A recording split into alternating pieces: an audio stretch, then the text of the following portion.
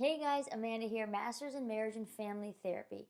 The next two videos will be a two-part video of 20 pieces of advice. Advice from a man named Gerald Rogers. And why is his advice so important for us? And why is it going to change your marriage? Well, because his advice was written after he divorced the love of his life of 16 years. And while these 20 advices were things that he wished someone would have told him. And so I'm going to quote him directly because these 20 advices, they went viral after a Facebook post. And so I'm going to share it with you and add stuff of my own. But he says this: obviously, I'm not a relationship expert, but there's something about my divorce being finalized this week that gives me perspective of things I wish I could have done differently. Hindsight. After losing a woman that I loved and a marriage of almost 16 years, here's the advice I wish I would have had. And now you and I here in our current married life, in our current relationship, maybe it's not the best. But if you have not yet divorced, there is still something you can do about your marriage today. So what is the first advice that Gerald Rogers has? Never stop courting. Never stop courting. I love this quote from Anthony Robbins. He says it like this: do what you did in the beginning of your relationship and there will never be an end. You know, the beginning of the relationship where you open the door, you go out of the way to buy flowers. You know, the beginning of the relationship where there's goosebumps, where your heart tingles at the thought that you're going to get to hold her hand. Well, courting is a mindset, and this mindset does not have to go away just because you finally got the girl. In this mindset, it's a choice and the work of a lifetime. I always tell my premarital couples when they come into counseling, I say, listen, getting married, that's the easy part. That's the fun part. And though the preparations are stressful, it's awesome to go and pick your wedding dress with your mom or your friend or your mother-in-law by your side. It's the good stuff, and picking the flowers and the color and the song you're going to use as your first dance. Thinking about your vows. That's the fun stuff. But let me tell you something. Everyone can get married. Getting married is the easy stuff. However, staying married is not for the faint of heart. Staying married, well, this is where the hard work begins. You know why? Because staying married, it takes a whole lot of time, energy, effort, and it's the effort of opening the door. It's the effort of when your spouse comes home and you're so busy doing other things, but you, with intentionality, decide, you know what, I'm going to stop what I'm doing and I'm going to greet him or I'm going to greet her at the door. It's the effort that it takes that when your spouse comes home from a stressful day at work and he or she wants to talk and just release some stress. And they said, honey, I need to talk to you. And well, you would much rather just numb yourself with TV because you've also had a stressful day. But it's the effort that it takes to say, you know what? The TV is not as important as my conversation with you right now. And well, courting is not some light switch that all of a sudden you magically turn on. It's an ongoing commitment to show up in small, medium, and large ways every single day. Because that's what choices are all about. And here's the thing. We get sometimes caught up in the big demonstrations. Oh, the Valentine's Day or her birthday or the anniversary. Sure, it's awesome for you to do a light show on those days. But you know when it really counts? It's on the small day-to-day choices. That's where the magic happens. That's when your spouse knows, I can trust him. I can trust her. They have my back. So don't overlook the small stuff. Make each other feel valued, wanted, desired every single day. Because if you treat that girl like you did in the beginning of your relationship, there will never be an end. there's an Instagram account I follow, The Angry Therapist, and there he wrote, relationships are a living, breathing thing. And while living, breathing things, it requires to be fed, to be nurtured so that it can grow. And then he says something that I thought was brilliant. He goes, a ring, a handful of children, and this working to provide, well, it doesn't give you a free pass to stop courting. Don't feel that once you've gotten married, all of a sudden you've arrived and now you can just kick back in your lazy boy and you don't have to put forth effort.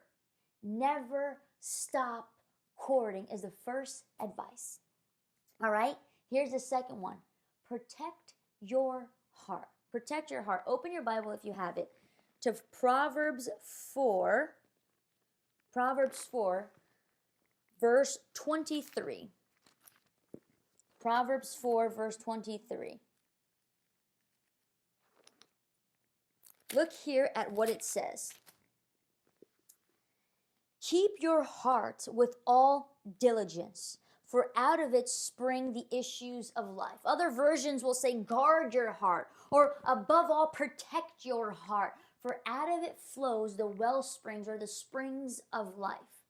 What is your heart? Well, better yet, how does the Bible describe your heart?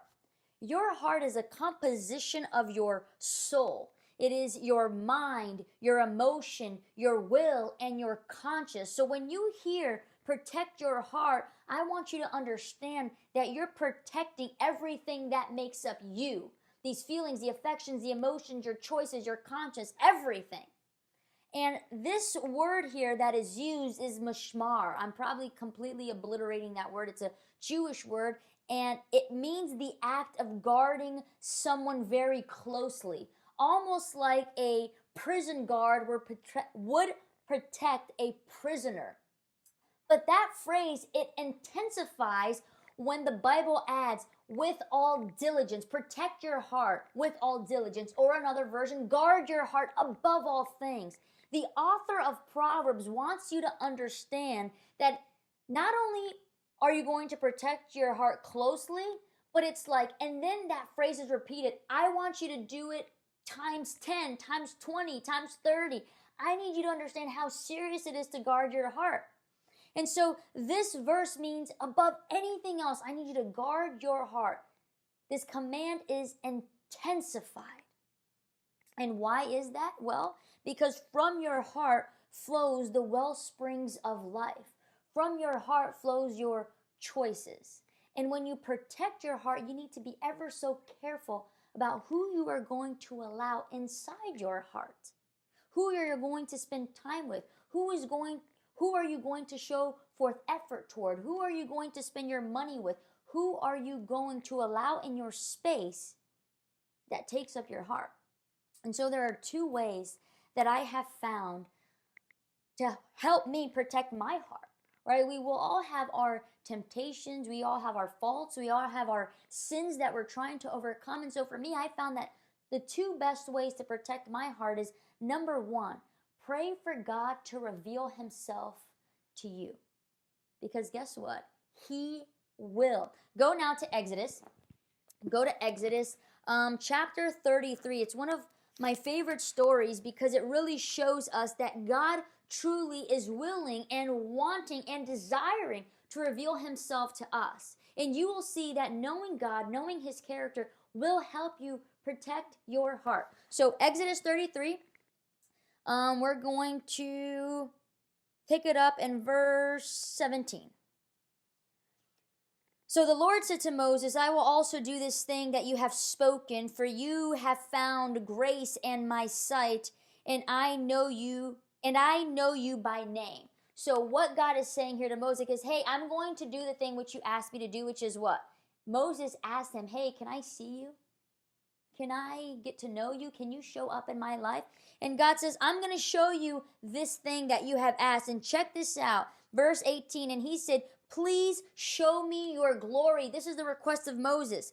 Then he said, this is God, I will make all my goodness pass before you, and I will proclaim the name of the Lord before you. I will be gracious to whom I will be gracious, and I will have compassion on whom I will have compassion. But he said, you cannot see my face, for no man shall see my face and live. So God says, listen, Moses, I can't see you face to face because, well, I'm a perfect, sinless God, and you are a sinner, and you will be obliterated in my presence, but I'm going to do you a solid here. This is what I'm going to do. And the Lord said, here is a place by me, and you shall stand on the rock. So it will be, while my glory passes, that I will put you in the cleft of the rock, and I will cover you with my hand while I pass it. Then I will take away my hand, and you shall see my back. My face shall not be seen. And there, when Moses is waiting patiently in the cleft of this rock, God reveals himself to Moses in a beautiful way. The way God chooses to reveal himself to Moses isn't in a face-to-face conversation, but God chooses to reveal his character to Moses. Now you're going to pick it up there in verse 6. So Exodus 34, now verse 6. And the Lord passed before him being Moses, and proclaimed, the Lord God, is merciful and gracious, long-suffering and abounding in goodness and in truth, keeping mercy for thousands, forgiving iniquity and transgressions and sin. Why do I say it is so important for you to protect your heart? One of the first things I use is to pray for God to reveal himself to you. Because when God is revealed to us, when his character is revealed to us, by beholding him, we become changed. And so all the things that God says he is, long-suffering and merciful and forgiving, I become all those things. It is the first step in protecting my heart because I know my God is a God of justice and the God of truth.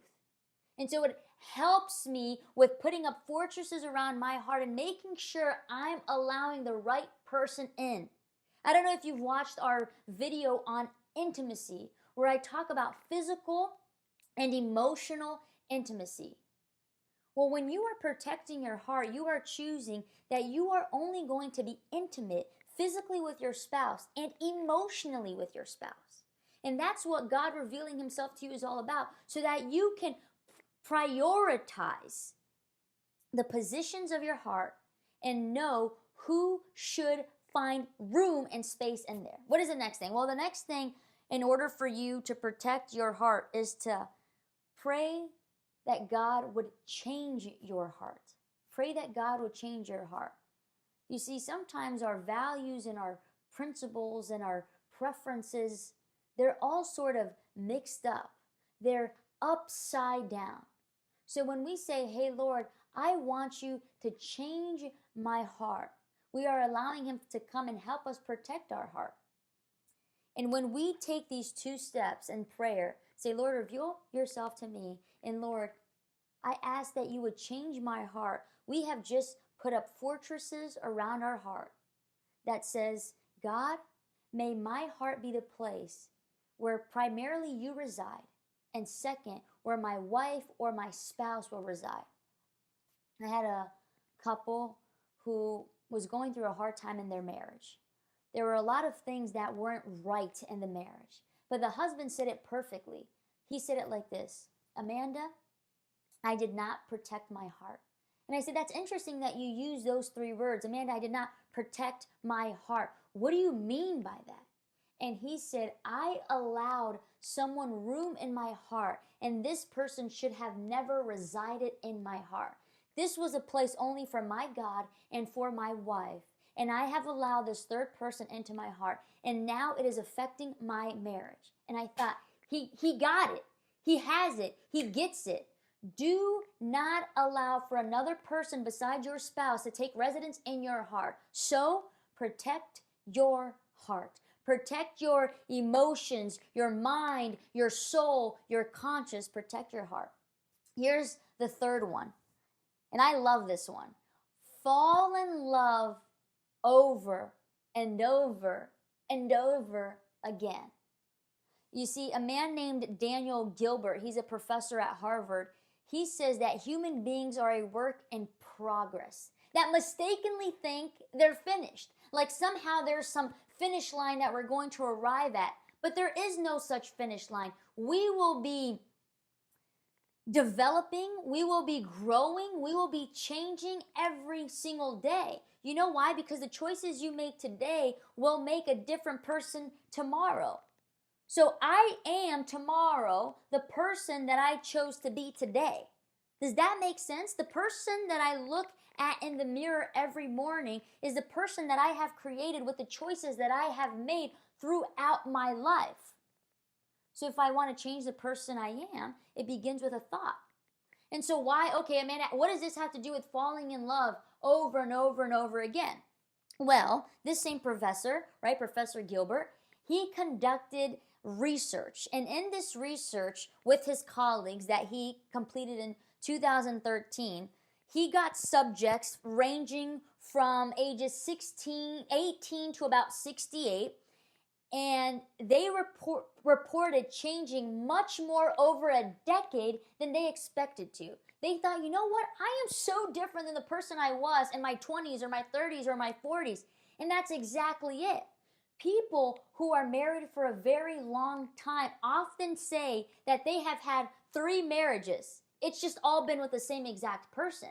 Because you will have different experiences throughout your life. And these different experiences will cause you to show yourself and your spouse a side of you that you might have never known without these experiences. So in your 20s, you will be completely different than the person you were in your 30s and in your 40s and in your 50s and so on and so forth. Let me give you an example. I have had the privilege of seeing a facet of who Renee is now that he is a father. Before Renee was a father, I would have never seen this part of his character, and vice versa. You know, I tend to be an impatient person. However, Renee got to see that with River and Reed, somehow by God's grace, I have a patience that I really don't have with anyone else. So there are facets of our character, of our person, of our personalities that only come out when we live certain life experiences. That is why the call to fall in love over and over and over again is so important, because really we are falling in love daily with not a completely different person, but of new facets of this person. Another thing that I think is quite funny, you know, I hate grocery shopping, okay? It is definitely one of my least favorite activities. I don't mind cooking so much, but I don't really like that either. But grocery shopping is just, to me, it's a nightmare. But guess what? After River and Reed came along, I found a new love for grocery shopping. Not because I now like grocery shopping, but why? But because for me now it's like, this 1 hour of alone time in these aisles. I find myself trying to hang around different aisles, and now I'm talking to people and engaging with people instead of staying home with River and Reed. And so I now have an appreciation for grocery shopping that before I had kids, I didn't. Now that's a very silly example, but the point stands that new experiences in your life will show you, and it's an amazing thing. Start watching your spouse and his different relationships with his parents or with his friends or with his coworkers or with your church community. And then the privilege of watching your spouse as he relates to your children. You will fall in love with that person, I promise you, all over again. So here's the advice. Fall in love over and over again. Here's the 4th one. Always see the best in your spouse. Now, this is very complicated because of a little thing called the negative bias. Have you ever heard of the negative bias? Well, the negative bias states that our tendency is not only to register negative stimuli more readily, but also to dwell on these events. In other words, we are more susceptible to remember negative events. As human beings, we tend to recall the insults over the praise. We tend to react more strongly to negative stimuli. And we tend to think about the negative stuff more frequently than we do about the positive stuff. And this was seen by a man named Dr. John Capapo, or I'm probably obliterating his name. But what he did is he got a group of people, he set them up where he could see what was going on in their brains, and he showed them different pictures. The first picture he showed them was a picture that would arouse a positive emotion, a picture that he figured, right, that normally arouses a positive emotion. Well, he showed pizza. Okay, I mean, pizza would pretty much make anyone happy, right? The next picture he showed was a picture that would arouse negative feelings, and he showed a mutilated face. And the third photo that he showed to this group of people was a photo that would produce a neutral feeling, so like a hair dryer, or like a table, a chair. And he saw that while he was recording the activity in the brain, he saw that the brain reacted more strongly to the negative emotion, that the brain responded intensely to this stimuli. Well, that's exactly what happens in our relationships. While we are talking or interacting with our spouse, sometimes it's difficult for us to always see the best in our spouse because our brain naturally responds to more of the negative interactions. We remember the negative comments instead of the positive comments. So you know what is the difference? What separates the couples who are happily married versus the couple who are miserable in their marriage? It's not that the happily married couples don't have negative interactions in their relationships, because quite honestly, that is impossible. But there is a healthy balance between the negative and positive interactions. And researchers have found this, and remember this, write it down if you have to. They found that this magic ratio, so that you can fall on the side of the happy married couple, is that there needs to be a 5-to-1 ratio. So you need 5 times as much positive feelings between your husband and yourself, or your wife and yourself, than negative feelings. So 5-to-1 ratio. And let me give you an example of something that literally just happened this weekend. Renee and I went at it a little bit this weekend. So we were alone with the boys, right, Saturday and Sunday. And Saturday we took them to church, and then they started acting crazy, and so we had to come home earlier. And, you know, that's how the weekend started. But on Sunday, it's like they lost their mind, okay? River, one of our twins, he could not just be in a good mood. He was just cranky and crying, and everything that his brother got, he had, and even if we gave him the same thing, he was still complaining. I mean, he was just grumpy, okay? He was a Grinch on Sunday. And this started to sort of get at me and Renee, and we started to sort of lose patience with each other because we didn't want to lose patience with him. And I spend most of the time with River and Reed, right? I see my clients, but my schedule is so planned out that I see clients while they're napping, or in the mornings, or in the evenings when they're sleeping. And so I spend the majority of my time with River and Reed. Well, Renee sees them, a few hours in the morning and a few hours in the evening. And so weekends is really his time to shine, because honestly, I have checked out. I am exhausted from a full week of 2 energetic, high energy, right, little boys. And so on Sunday we're trying to do things, and we're just literally we cannot wait for nap time to come around. Nap time comes around, they don't sleep as well as they normally do. Usually they're sleeping for 3 hours. It's awesome, but obviously they didn't do this on Sunday.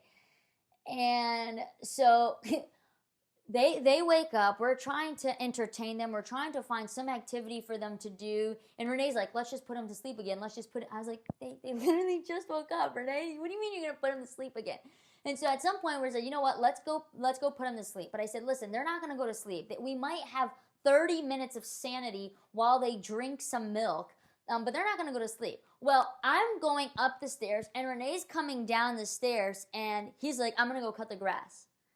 And I looked at him and I said, what do you mean you're going to go cut the grass? You're going to leave me alone with River and Reed? They're only going to be there for 30 minutes. He's like, I need to cut the grass. And so we kind of went at it, because I was like, hey, are you asking me or are you telling me? Because you're making it seem like I'm doing you a favor by helping, let me rephrase that. I told him, I said, are you asking me or are you telling me? Because right now you are making it seem like River and Reed are my responsibility and that you are being so nice and helping me take care of them.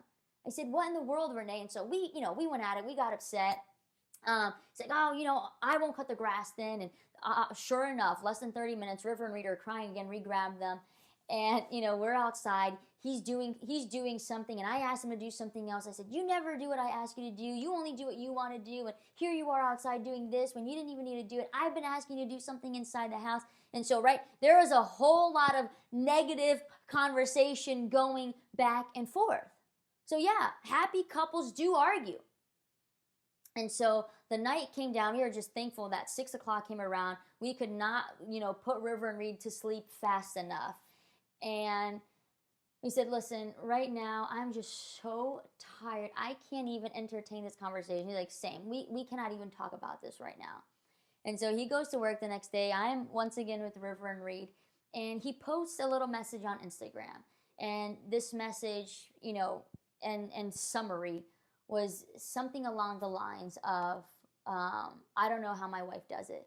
She spends all day with River and Reed, and I got to experience just a glimpse of two really cute babies who had a really, really bad day.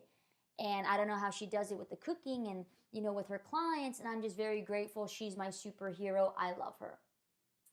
And see, something like that completely changes the entire dynamic. When he came home, I was still very much upset about the whole conversation, but I stopped and I thought, how can I see the best in Renee even in this situation?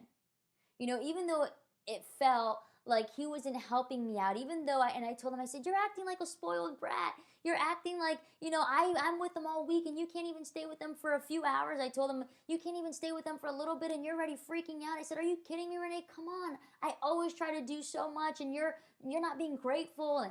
And with that little message that he, posted there on Instagram or Facebook, it was his sort of, I'm sorry, right? And he came home and we started talking and communicating about this, and he expressed, hey, like, I don't know, maybe I'm not cut out for this. Like, they really put me over edge.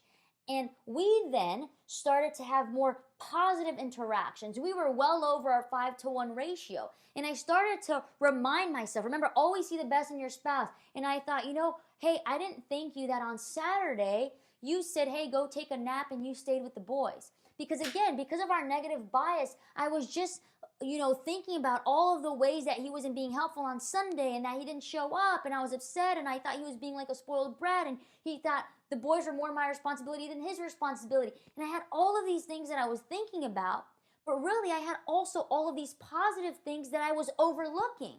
But in that moment when I said, okay, stop and think about the best in him, all of a sudden, it was no longer a 5-to-1 ratio. It was like a 10-to-1, a 20-to-1, because he is so much more good than he is bad. And so if you catch yourself in this sort of unbalanced negative to positive ratio, stop, take a deep breath, and start thinking the best in your spouse, all the ways that they have shown up. So always see the best in your spouse. Okay, here's the next one. Number 5. It's not your job to change or fix your spouse. Now, let's be clear. First of all, we have a hard time even changing ourselves, so we have no business in trying to change anyone else. James 5:16 says something that I really love. He says, the prayer of a righteous man, or we can say the prayer of a righteous woman, avails much. There are some things where you're just going to have to take it to the Lord in prayer. Second, sometimes it seems that the best way to get someone to do something that we so desperately want them to do or so desperately want them to change is start to mirror those things to him or to her. I have found that the arguments that my couple has of she doesn't do this or he doesn't do that, well, they're complaining in their spouse about things that they don't even do themselves. One that I just recently heard, the husband was very frustrated because his wife was gaining weight because she wasn't working out and she wasn't eating healthy. And then I was listening and listening to listen, and I was listening to him saying all these things, and he was also, not in a good place with his weight. And before I could say, what about you? She interjects and says, are you kidding me? You're telling me to work out and to do this and to change my diet. She's like, you don't even do all those things. So it seems like sometimes the things we're trying to change in others are things that we haven't even been able to change in ourselves. And so we almost deflect our responsibility to change self into somehow trying to change someone else. That is not going to work. The best way and the most sure way to help your spouse is to first change yourself and then mirror those things through actions, not commands and dictate, you need to do this, you should do that. I had a husband, and one of his sort of arguments with his wife is that she wasn't consistent. And now I'm going to give you 2 exercise cases, but he also, one of the examples he uses, she is not a consistent person. She starts a job and she finishes. And she starts a project, she never finishes. Her whole life, it's like she is not consistent with anything she does. It drives me crazy. First it's photography, then it's tennis, then it's this, and she never makes up her mind. It drives me crazy. He goes, one thing, she said she was going to start going to the gym. We got her gym membership. She went maybe a month, and that's it. She stopped going. Now, him telling her this over and over and over and over again, do you think it made her a more consistent person? No, it didn't make her a more consistent person. Because this was something since childhood, since she was a little girl. Mom and dad would let her start things, and if she says, oh, I don't like it, then it'd be like, it's okay, what's next? She constantly had to change school because as immigrant families, they were going to one school, to another school, to another school. They were trying to find the place that they were going to start their American dream. And because of it, she moved a lot, so she didn't really have the consistency muscles developed in childhood, and it was affecting her in her adult life, and it was affecting her in her marriage. But you know what did help? What helped is when her husband decided to stand next to her shoulder to shoulder and say, hey, I'm going to help you work out. And we're going to do this together. And working out together every single day, going to the gym together every single day, being her accountability partner, not there, you're not doing this or you're not doing that. But even the days that she did not go, he would go anyways. And as she would see him go, she would think, oh man, I can't let him go alone. And so it would motivate her to go.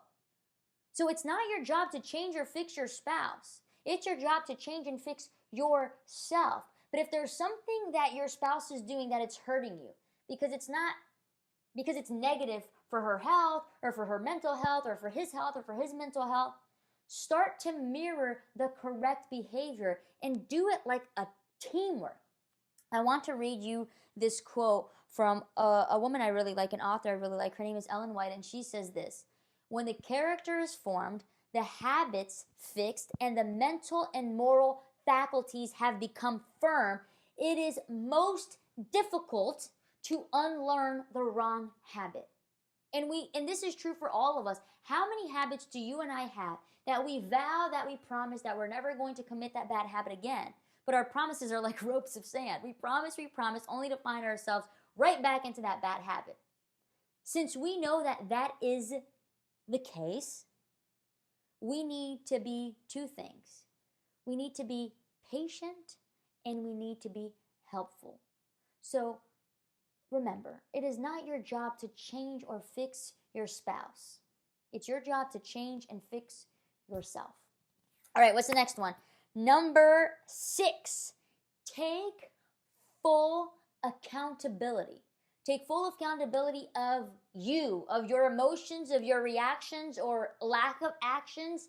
Take full accountability for your attitudes, for your bad moods, for your good moods. Take full accountability. I want to share with you a little story that I found. It's on chapter 1 of his book, 3-Minute Therapy. And in this book, his name is Michael Edelstein, something like that. And he writes this, and I'm going to quote him directly, and then I'm going to share you this example that he writes in the first chapter of his book. And I thought it was awesome, phenomenal. And it's going to show you that you need to take full accountability for you. Take full accountability for the person that is you. And he says this: external events and people cannot make us feel any one certain way, even though it often seems that way. So he's saying, listen, external events or people cannot make you feel, react, or do any certain thing any certain way. In other words, it's your responsibility. You cannot blame someone else for something that for a way that you chose to react, for a feeling that you decided to have. I can't remember where I read this. Before I get into the example, I can't remember where I read this, but it was something along the lines of, and I'm going to rephrase this a lot, but it was something along the line of, imagine that you're walking down the street and you're holding a glass of water.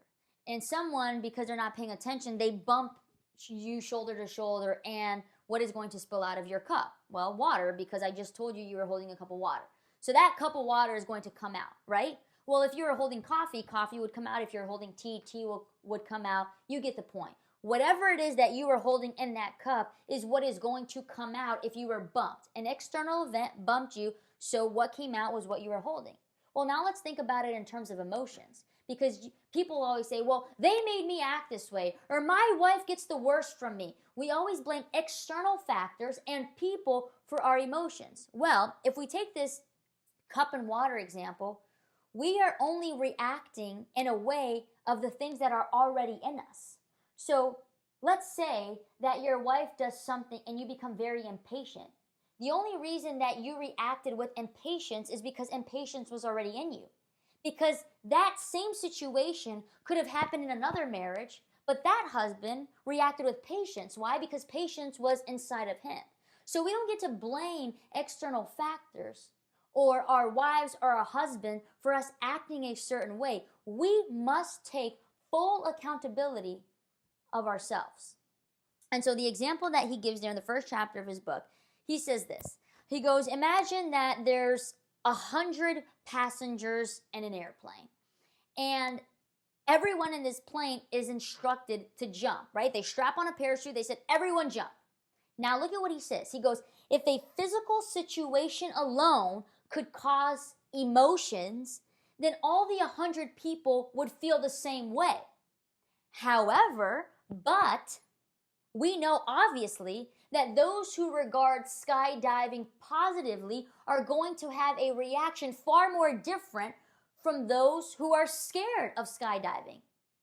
Are you following my train of thought here? Are you following Michael Elstein's train of thought? He goes, if an external event is the sole reason why people have a certain reaction, then everyone should be reacting the same way. But we know that's not the case. And he gives a silly example of, right, people jumping off an airplane. Because I'll tell you right now, if you strap a parachute on my back and you tell me to jump, I'm going to be really excited about that. But if you do that to my mom, she's going to be scared. You know, my mom would always say things like this. She'd go, my husband and I, when in our honeymoon, we went to Hawaii. It was awesome. It was 10 days. When we came back from our honeymoon, I kid you not, Renee was like depressed for a month, right? Because he said, everything is ugly here. We need to go back to Hawaii. Well, in Hawaii, we had the opportunity to go skydiving, and it was awesome. My only regret was that it happened too fast, right? It was an awesome experience. And so we came back from that, and my mom says, oh my goodness, she goes, I would never skydive. She goes, not even if someone gave me $1 million would I jump out of that plane. And I looked to her and I said, Mom, if someone gave you $1 million to jump out of the plane, you wouldn't have to jump out of the plane. I would push you out of the plane, right? I was like, are you kidding me? You're getting out of that plane if someone's offering you that money. So here is an event, skydiving, where Renee and I had a positive reaction to, and my mother had a negative reaction to. In other words, you are going to react, whether through your emotions, your attitude, your choices, of that which is already inside of you. So you don't get to blame a situation, a circumstance, or your spouse. Take full accountability for yourself.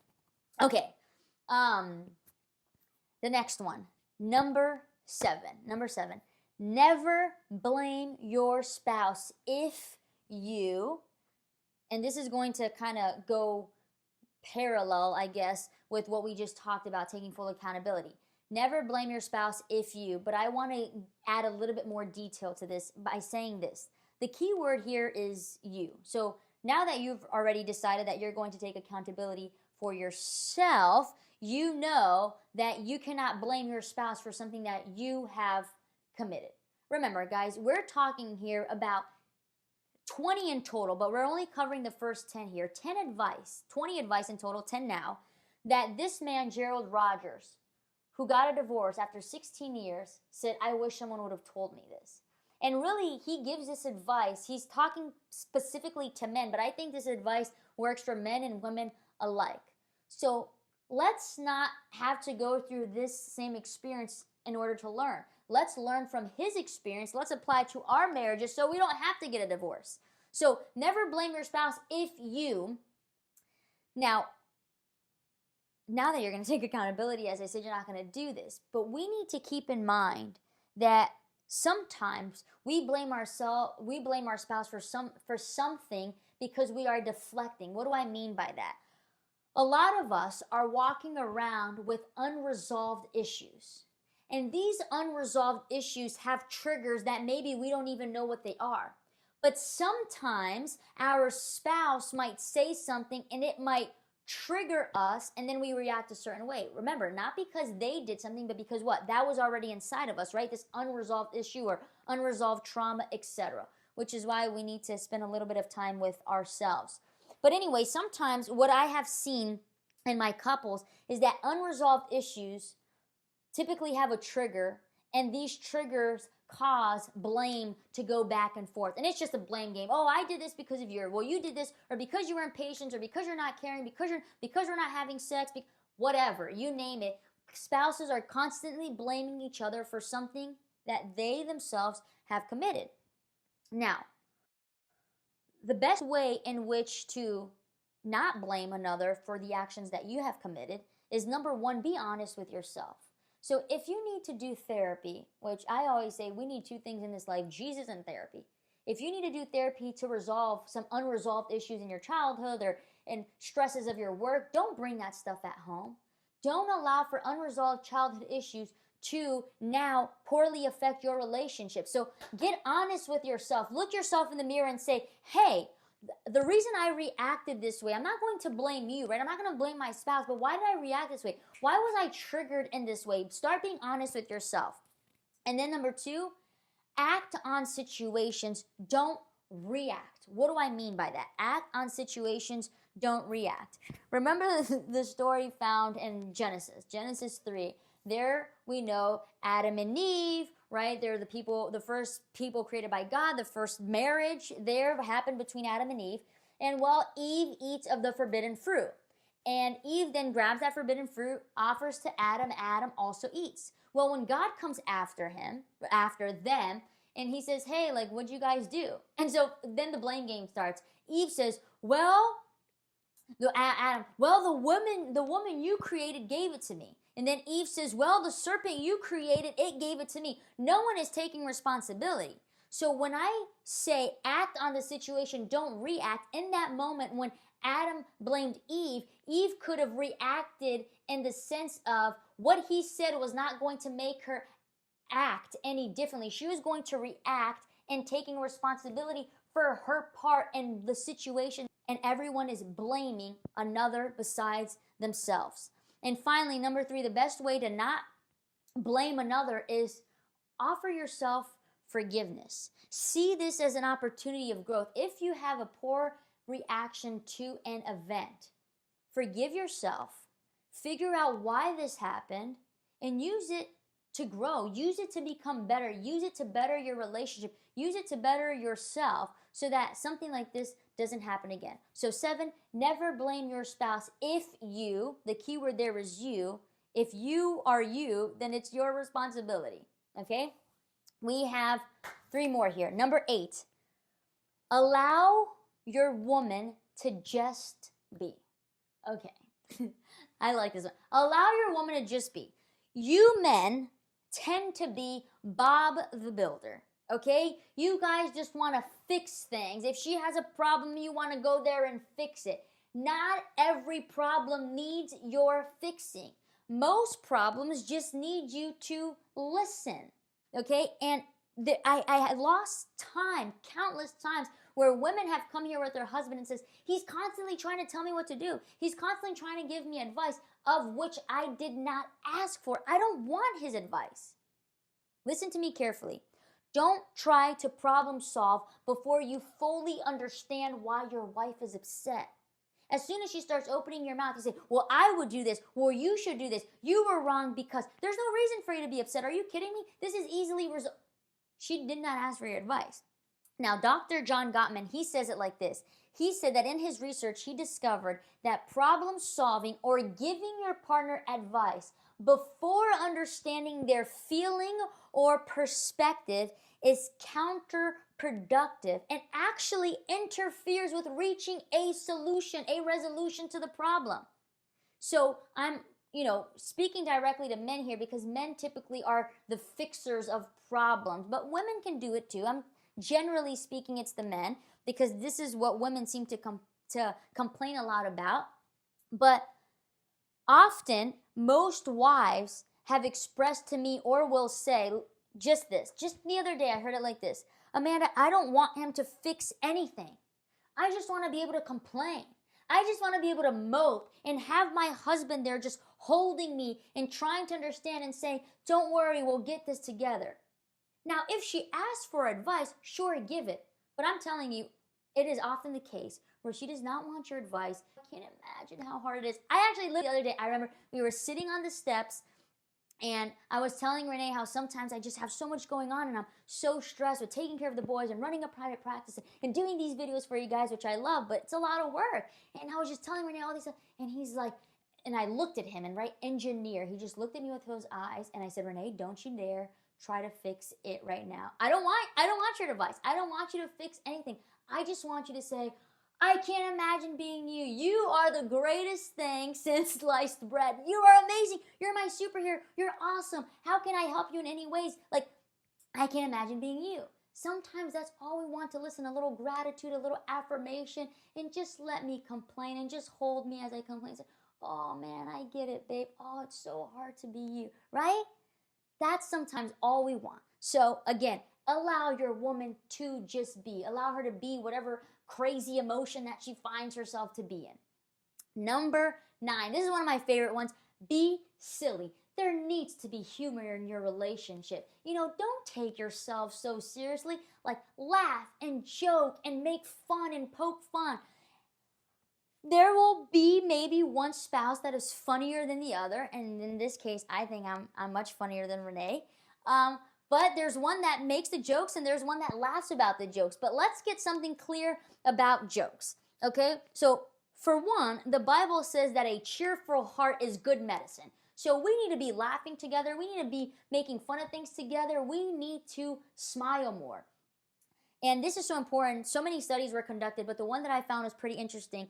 They got 3,000 married couples from 5 different countries, and both husbands and wives were found to be happier when their partner was humorous. So their marriage was a happier marriage when there was a partner that was funny, where they could laugh together. You see, laughter, it relieves our stress, it elevates our mood, it makes us more resilient. But here's the tip. You have got to make sure that both of you are in on the joke. And second, do not use joking to cover up a serious conversation or a serious emotion. 2 studies were conducted in this also.